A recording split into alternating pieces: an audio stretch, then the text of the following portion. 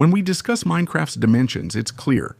The game has three: the overworld, the nether, and the end. These dimensions are well defined, they have their own rules, clear methods to access them, and relatively predictable behavior.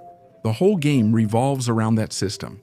However, it has recently been discovered that, under a very specific set of conditions, Minecraft can put you in a state that doesn't quite fit into any of those three dimensions. It's something that isn't listed as a dimension, doesn't have an official name, and doesn't have its own portal or design intention either. But even so, a player can end up there. It's not a new dimension added by Mojang, nor removed content, nor something exclusive to experimental versions. It's a behavior inherent to the game, present for years, but until now it hadn't been understood or reproduced consistently. In this video, we're going to analyze this phenomenon from a technical but accessible perspective. We're going to see exactly what the community has started to call the Phantom Dimension. Why was its entry pinpointed in version 1.12? And how is it possible that such a behavior went unnoticed for more than 8 years in one of the most widely used versions of Minecraft? But even though the recent discovery of this has been key, the reality is that this phenomenon hasn't appeared out of nowhere.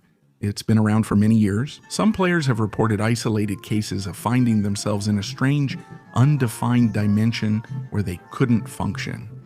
In most cases, these incidents were dismissed as isolated errors, visual glitches, or simple loading failures. And to be honest, in many cases, they probably were. And simply by leaving and re-entering your world, everything would go back to normal. So, for those players, what happened to them would just remain as an anecdote. One of the most famous cases is Shishumavoid, or Exumavoid, which I believe is pronounced better that way. Nearly 8 years ago, he posted a video where his end island vanished. The place he was in was a kind of overworld, where there were only the first 15 layers, and you could see a lot of diamond ores. But there were also some floating subchunks, mostly made up of just one block, like stone, grass, or gravel. But they were just sitting there and would appear from time to time. When this happened to Exumavoid, he recorded it and uploaded the video to YouTube. After reopening the world, everything returned to normal. And the event just remained as a curious anecdote that this YouTuber discovered and uploaded to his secondary channel. But later on, Ant Venom investigated a similar behavior in version 1.12 using Optifine. In his case, the biomes seemed to mix, allowing impossible situations like snow generating inside the nether. And that's because Ant Venom found a method to enter this dimension. But in his case, you needed to have Optifine, a very popular performance mod at the time, but in the end, it was a door that could only be opened by a mod.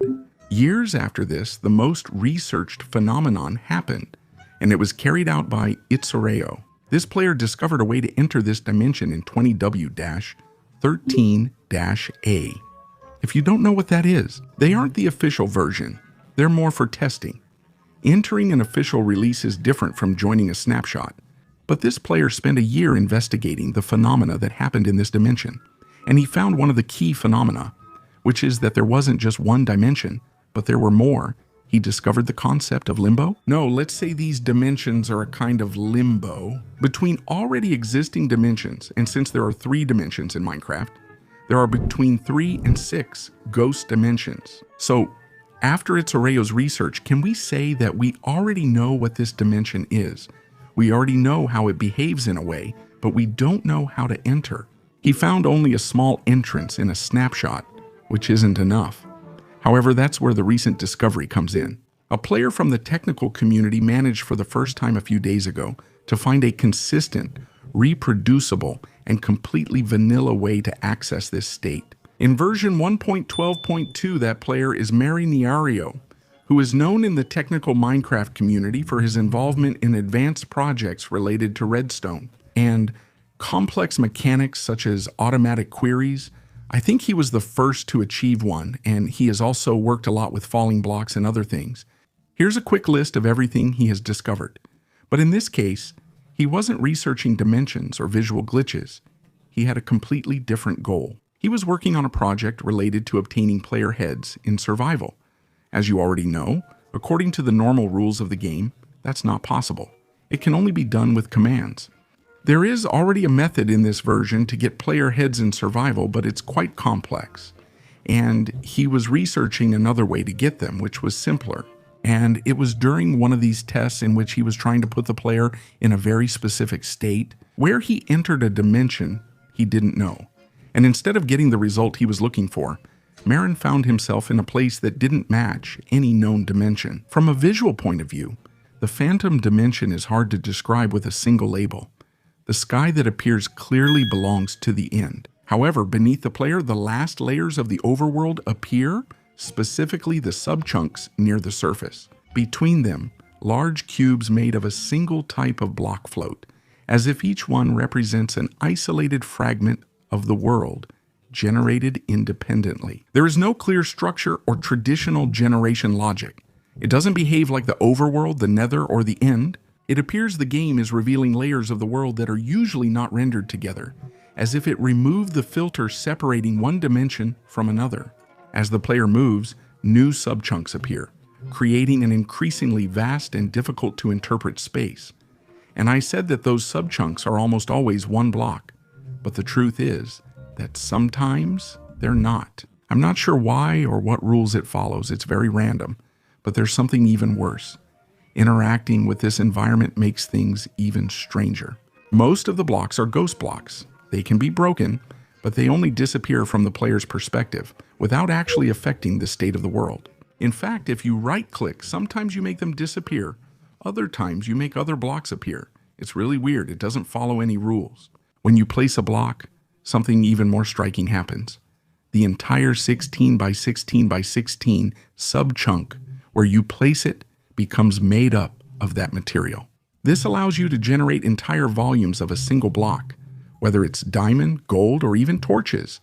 However, none of these changes are persistent. Leaving and re-entering the world makes everything disappear, and the player respawns in the original dimension as if nothing happened. This behavior reinforces the idea that the ghost dimension is not a dimension in the classic sense, but rather a temporary game state, accessible only while certain very specific conditions are maintained. On a technical level, everything points to a desynchronization between the client and the server. Minecraft manages two simultaneous realities, let's call it that. The one the client shows the player and the one the server considers valid for the world. And even though I say server, I'm referring to when you're playing alone in your own world, because even there, the client-server division exists. You don't need to be in multiplayer. Under normal conditions, client and server are perfectly synchronized. But through extreme overload, known as update suppression, it's possible to force the game into an intermediate state during the dimension change process. I'll quickly explain how Myron did it. Is an update enough? A suppressor is nothing more than a lot of blocks updating at the same time, creating an overload in the game's code and freezing the game for a moment. This has been used and is still used thousands of times to cause all kinds of glitches in Minecraft, like the most famous one, for example. It's removing the blocks from portals because by freezing the game, you prevent the part of the code that tells the portal it has to break from updating, so you can create a portal that's cut in half. That has a lot of applications for technical Minecraft. So what Myron did is simply make it so that when you enter the end, an update is triggered. Suppressor. Okay, this only happens when you go in head on, meaning if you jump into the end portal normally like we always do, this doesn't work. The technical explanation for why this happens is still unknown, but it seems like it could be because of the movement packet. But anyway, we still don't know for sure. The thing is, if you enter that way, and when you go in it triggers a suppressor update, the game leaves you in a sort of limbo. You don't see anything, you can only move the camera and absolutely nothing happens. It seems like that's it, there's nothing special. But if you somehow trigger player movement, that is, it could be a teleport command, it could be eating a chorus frit that teleports you. It could also be that a player, a second player, activates a stasis chamber, an ender pearl that you had before. Anything that causes the player to teleport will make you appear directly in the phantom dimension. This is the way they just discovered to enter the phantom dimension for the first time in an official version of the game and without any mods. You can do this. In fact, I've done it and it's a lot of fun. Marin has also provided the map download, and anyone who wants can enter that map or do it on your own and enter the phantom dimension. Well, this causes all kinds of errors. Like, for example, the player doesn't lose hunger, doesn't take damage. I've been doing some tests inside this world, and for example, things you place or remove have no effect. Not in the overworld or in the end, but I have to say that its Oreo did find ways to interact with the world, to move entities or place blocks. From this ghost dimension to the real dimensions. In fact, my editor and I did some research. I went into the ghost dimension and he went into the end. We'll show you both screens so you can see what happens and what we discover in real time. Look higher up. Yeah, are you building? It's me? And you can hear it. You can also hear someone building. And what happens? If I spawn a mob, for example, I'm going to spawn a blaze, for example. Wow, but I can't see it. I can only hear it. And I can start building and you can see everything. All of this has consequences, okay? But it only happens in certain subchunks.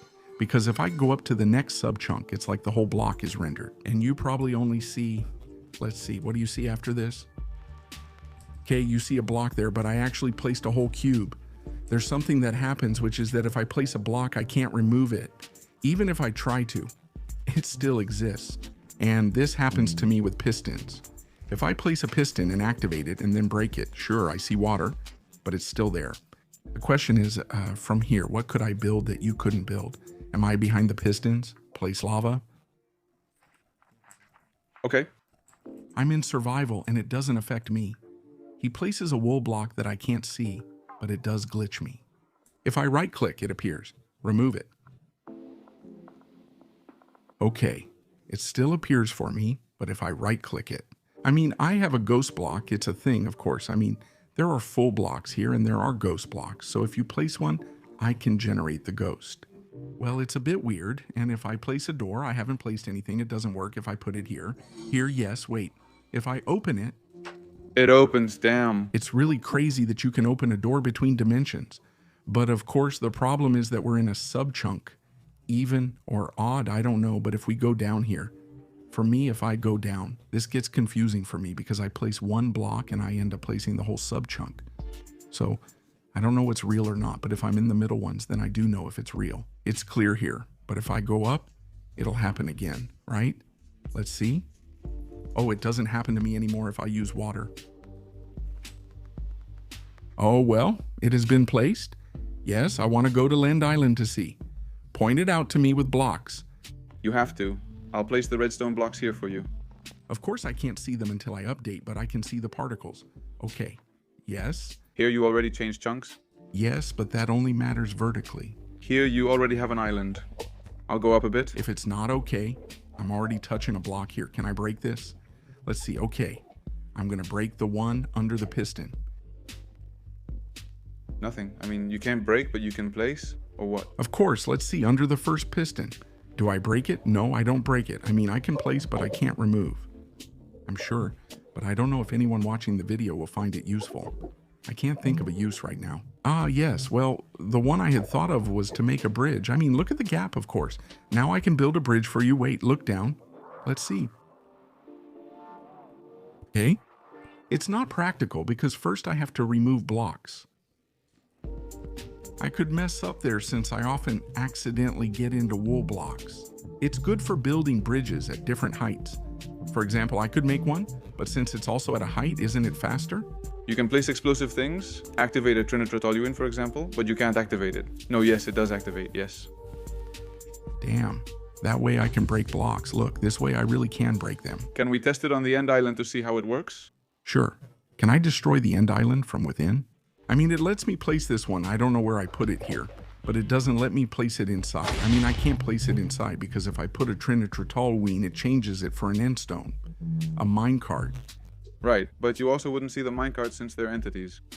Here are all the rails. I can see the minecart. Let's see from here. If I do this, it would start. Yes, I can send you minecarts. And I can ride it, of course. They gave it to you from the beyond. This is like witchcraft, huh? Wait, and chests and stuff like that. I can give you items, open it. Yeah, damn, that's crazy. So if I get items in some way that I don't know if you can get here, in any way, sorry. I could give them to you. I could build something with redstone in the air or something really dangerous. Imagine, right, that you have a warden stuck or something like that. You go and put trinitrotoluene on it. You avoid the mobs. From here, I avoid the mobs. Can I make a wheel grow? Thanks. Yes. Damn. As usual, just 1 block updates for me. Pick up the water with a sponge. Pick up the water with a sponge, I guess. We will that this in the abyss, and I'm a while. Subscribe, channel. But it's okay. I don't teleport, of course. Yes, but it still affects you, as if something was transported to you. I can throw ender pearls, but they're useless.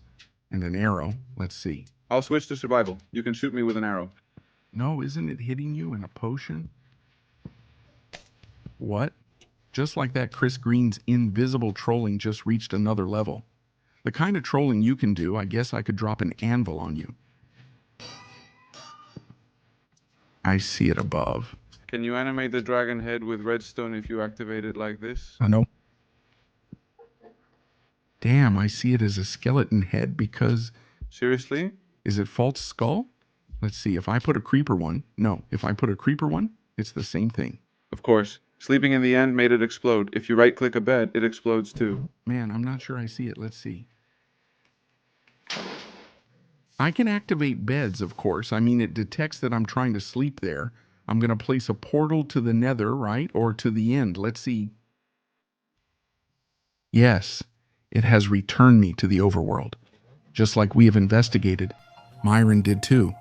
And one of the most interesting aspects of this discovery is that it doesn't seem to be limited to a single transition, according to the tests carried out by Myron. It is possible to access this state from different combinations of dimensions. For example, now we were going from the overworld to the end, but there is also from the nether to the end, from the nether to the overworld, and from the end to the overworld. This suggests that there could be several different ghost dimensions, depending on which 2 dimensions come into conflict during the transition process. For now, only a few consistent entries are known, and the discovery is very recent.